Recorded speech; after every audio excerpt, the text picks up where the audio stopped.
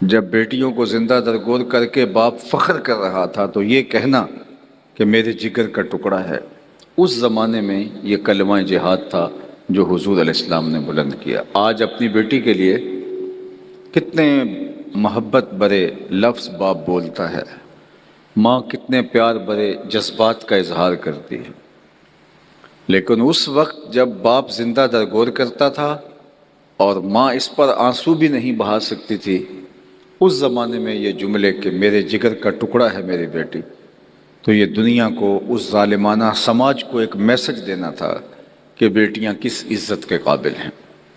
اور پھر اس کا نتیجہ کیا ہوا؟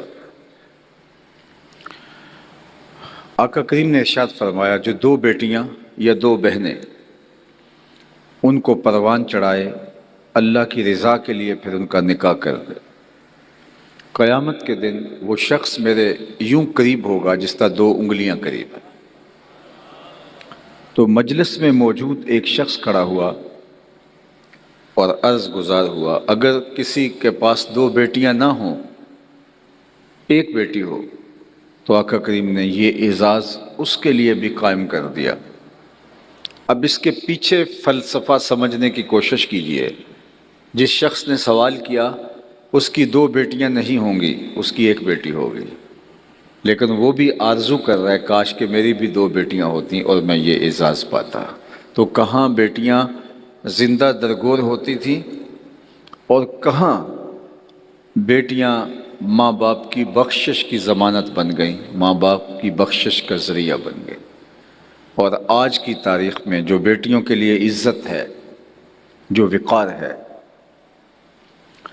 ماں باپ اپنی اولاد کو پالنے کے لیے، بالخصوص بیٹیوں کے لیے مشکل سے مشکل حالات سے گزرتے ہیں، پردیس کاٹتے ہیں ان کے ہاتھ پیلے کرنے کے لیے، بیٹیوں کی اچھی تعلیم کے لیے اپنے پلاٹ بیچ دیتے ہیں، جمع شدہ پونجی فروخت کر دیتے ہیں کہ ہم نے بیٹیوں کو اچھی تعلیم سے آراستہ کرنا ہے۔ یہ باپ تو زندہ درگور کرتے تھے اس لیے بھی کہ کل یہ وراثت میں حقدار نہ ہو جائیں، اس لیے بھی زندہ درگور کرتے تھے کہ یہ تلوار چلانے کے قابل نہیں ہیں، اس لیے بھی زندہ درگور کرتے تھے کل کوئی ہمارا بہنوئی یا ہمارا داماد نہ کہلائے۔ لیکن میرے حضور نے بیٹیوں کو وہ عزت عطا کی کہ بیٹیاں چار دیواری کی زینت قرار پائیں، آنگن کا نور بنی، اور باپ کو بیٹیاں بیٹوں سے زیادہ محبوب ہو گئیں۔ میں نے ایک بوڑھے شخص کو اپنی کمر پہ مزدوری کرتے ہوئے بورے لاد کے جاتے ہوئے دیکھا، تو میں نے اسے کہا، شناسائی تھی کہ آپ بوڑھے ہو گئے ہیں، اب کام چھوڑ دیں، تو مجھے اس کا لہجہ نہیں بھولتا۔ اس نے ایسے شہادت والی انگلی کھڑی کی اور کہا، حضرت ابھی ایک بیٹی رہتی ہے جس کی میں نے شادی کرنی ہے۔ تو میں نے کہا، یہ باپ تو زندہ درگور کرتا تھا اور آج یہ جھکی ہوئی کمر پہ بوریاں لاد کے اپنی بیٹی کے ہاتھ پیلے کرنا چاہتا ہے۔ اس کے دل میں بیٹی کا پیار کس نے ڈالا؟ تو آواز آئی میلاد والے رسول نے۔ تو یہ ایک دن کا میلاد نہیں، ساری زندگی بھی حضور کے نام لگا دیں، حق کے شکر ادا نہ ہو۔ لاہور مال روڈ پہ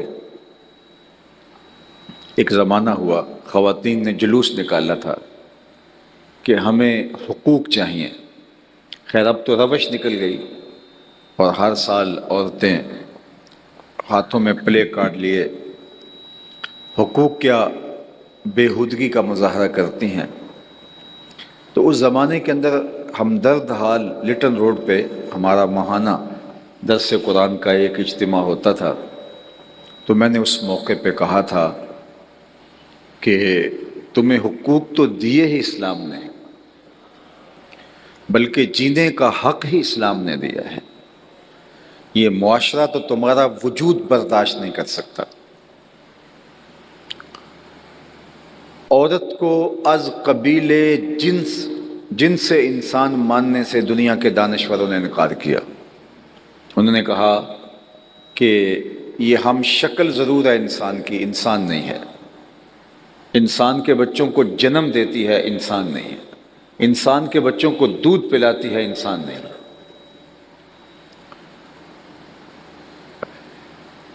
کسی نے کچھ کہا، کسی نے کچھ کہا، لیکن میرے حضور نے جنت کو کھینچ کے ماں کے قدموں تلے رکھ دیا۔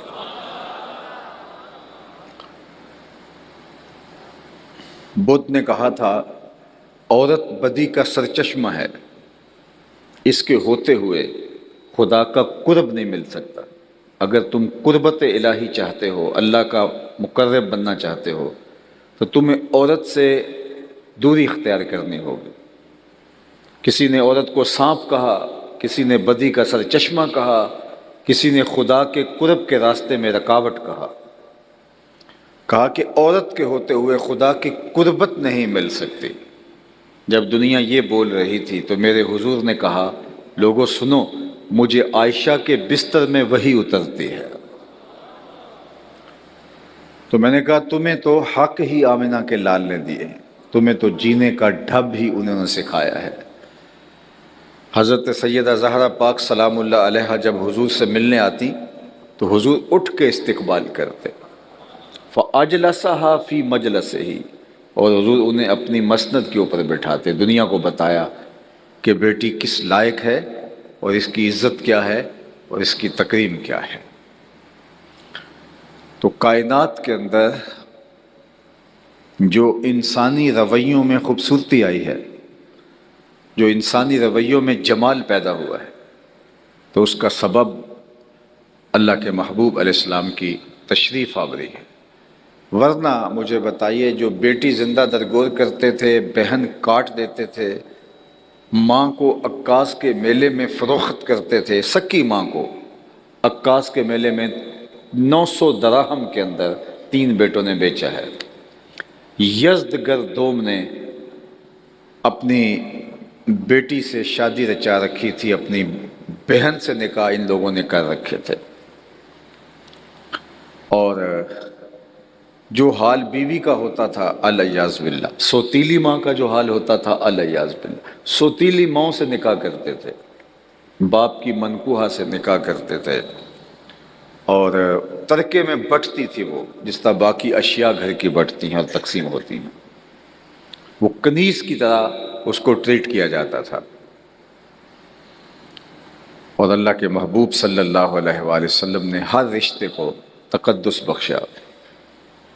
آج کی تاریخ میں اگر آپ تک میری آواز درست پہنچ رہی ہے تو آج کی تاریخ میں بھی ایسے لوگ موجود ہیں جو بیوی کو پاؤں کا جوتا سمجھتے ہیں۔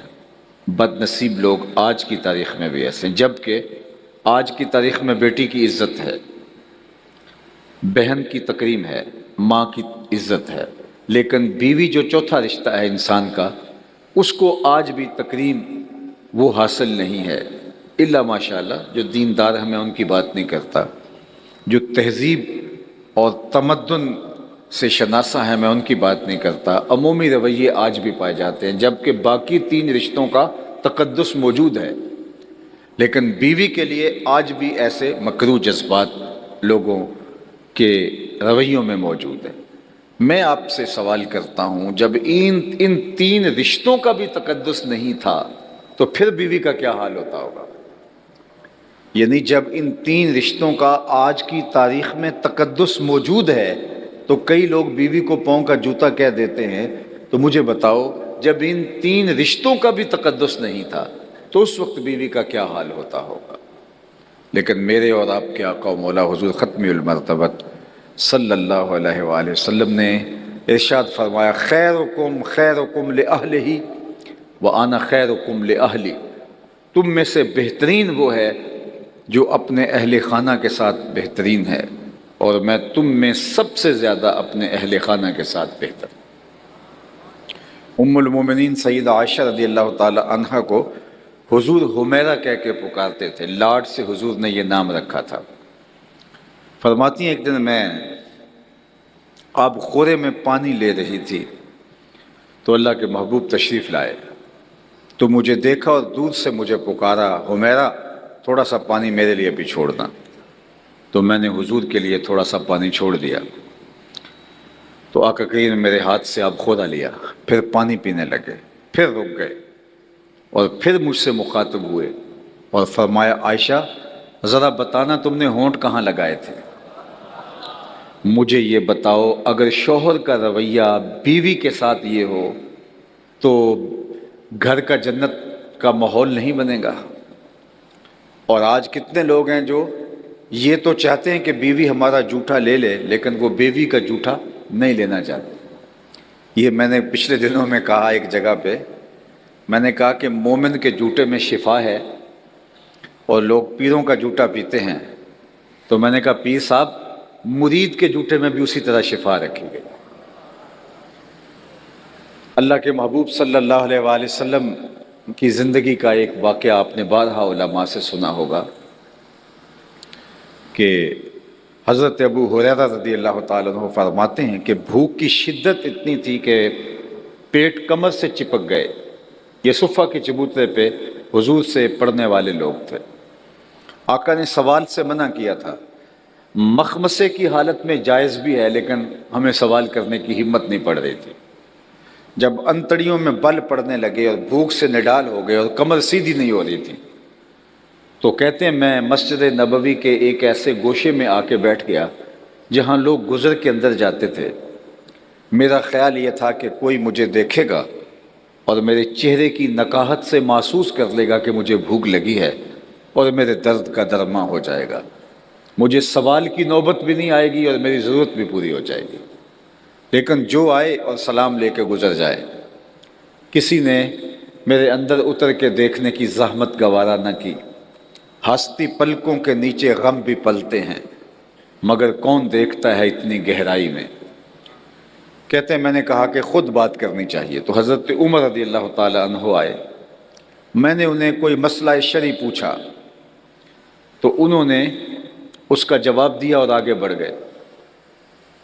میں نے کہا کہ میرا کام تو نہیں بنا۔ پھر میں انتظار میں تھا کہ حضرت صدیق اکبر رضی اللہ تعالیٰ عنہ آئے، ان سے بھی کوئی مسئلہ شرعی دریافت کر دیا۔ تو وہ بھی جلدی میں تھے، انہوں نے مسئلہ بتایا اور آگے بڑھ گئے۔ میں نے کہا میرا مسئلہ تو وہیں رہ گیا۔ پھر میں خاموش بیٹھا تھا کہ ایک جانب سے روشنی اور نور نکلا اور دل و قلب و نگاہ کے مرشد اولین تشریف لے آئے۔